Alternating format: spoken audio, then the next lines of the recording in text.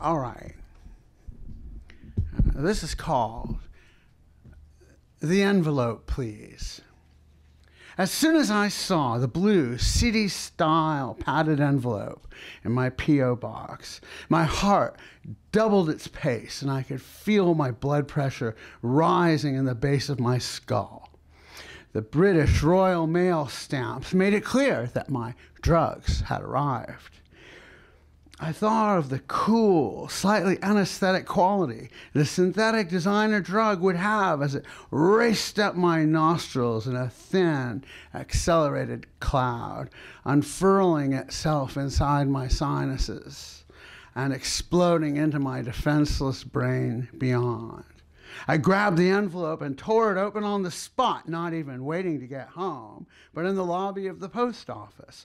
Inside was a Christmas Carol CD, so innocent and cleverly packaged that no one would suspect a thing. I slid the little booklet out from the CD case liner notes. Inside was a tiny plastic Ziploc bag.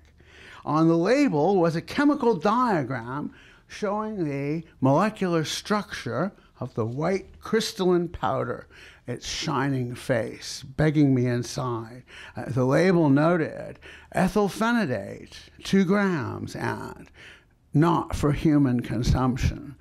We'll be sure to observe that one. Ethylphenidate also goes by several other more colorful names. My personal favorite is Super Coke.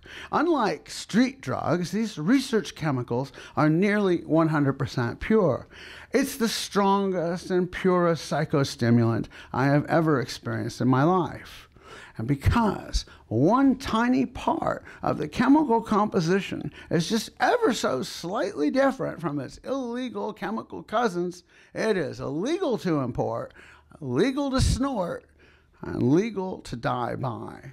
Like cocaine, Super Coke floods the brain with dopamine, much as the Hoover Dam releases vast amounts of water. People who become addicted to these and other psychostimulants are not really addicted to the substances themselves. They are addicted to the neurotransmitters they release and potentiate in the brain. These drugs, whether prescribed, whether purchased by mail, bought on the street, or from a doctor and pharmacy, are mere catalysts to escalate that which we already possess within our skulls. We become addicted to this flood of dopaminergic neurotransmitters and the great mass of euphoric and sexual feelings that they create in the consumer. So I'm not so much a drug addict as I am a dopamine addict. Gotta wonder if this is where the term dope fiend comes from. I barely remember the 2 hands grasping my shoulders and shaking me violently. In my barely conscious state, I felt that this action was somehow hostile, as if I was in trouble of some kind, and that my lovely wife was playing the role of a vindictive schoolmarm. I have no recollection of my 2 boys who were standing right there, crying and scared to death that their daddy was about to die. I grieve at the anguish that I put them through. This trauma gave them just cause to mistrust the loving consistency which they had come to rely upon. I had made it less safe for those I loved to love me. As the emergency medics strapped me onto the gurney and wheeled me out to the awaiting ambulance, I floated above my house, at least 100 feet high. I looked down at the scene unfolding in the street below, and I witnessed the final few minutes of my life. My wife and children stood watching on the sidewalk, traumatized and dumbfounded, tears streaming down my kids' faces. I know now that I had actually died in that moment. What angels had interceded, what powers had brought me back from the other side.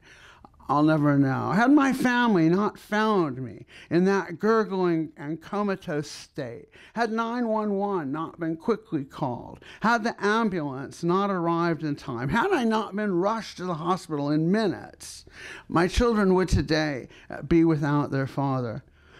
As I lay in the ICU, I tried frantically to open my eyes, but it was like ferociously clambering to open a can of dog food with my teeth.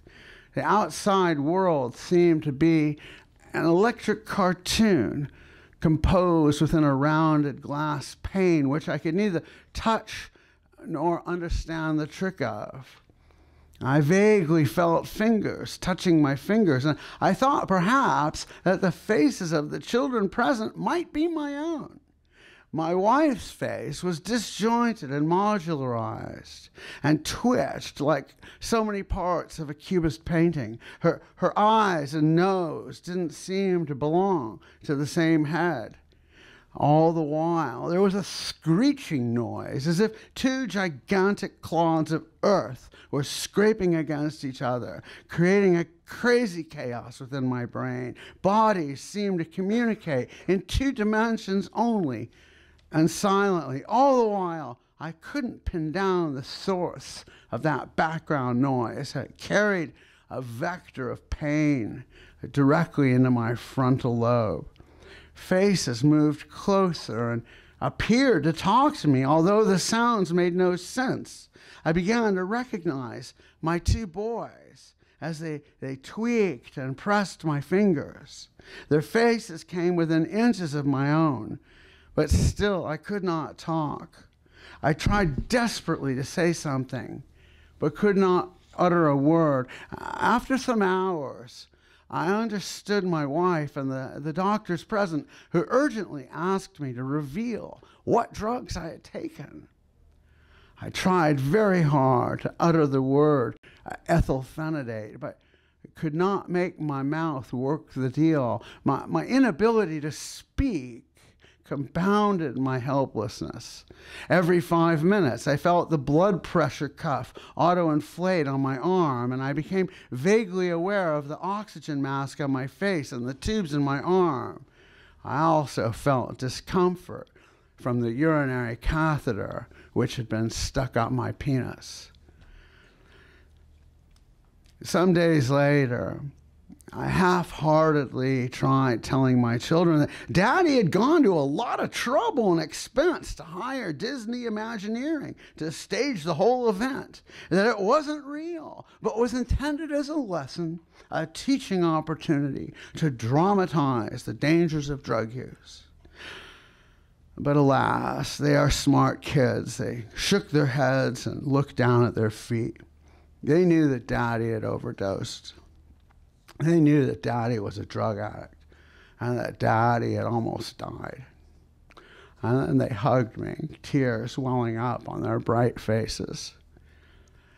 I was struck with the dire reality of the situation, that being a selfish man, concerned with his own carnal pleasures at the expense of everything and everyone else, is a choice. Being a loving and living father and husband is also a choice. Every choice in life is a renunciation of something else. You can't have it both ways. And absolutely nobody can make that choice for me except me. These destructive acts are attempts to medicate emotional pain, and yet I have no room to accommodate self-pity. To make these suicidal behaviors cease and desist is as simple and yet as daunting as finding a real purpose in life and developing self-esteem. My epiphany today is that if I treat myself as the loving father and husband that I am, I will have a real shot at liking the person who is the best me. I have found that by living with a lust for life, that my lust for escape has been miraculously diminished.